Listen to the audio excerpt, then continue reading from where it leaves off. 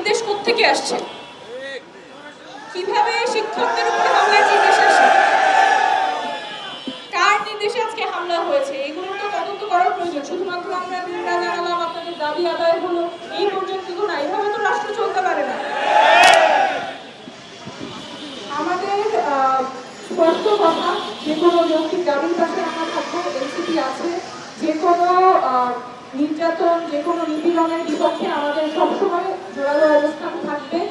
আপনারাও শক্ত থাকবেন এবং নতুন দেশ বিনির্মাণে আপনাদের ভূমিকা অনবরত থাকবে, শিক্ষকদের ভূমিকা অনবরত থাকবে। আপনাদের কাছ থেকে আমরা সেই ধরনের ভূমিকাই আশা করব।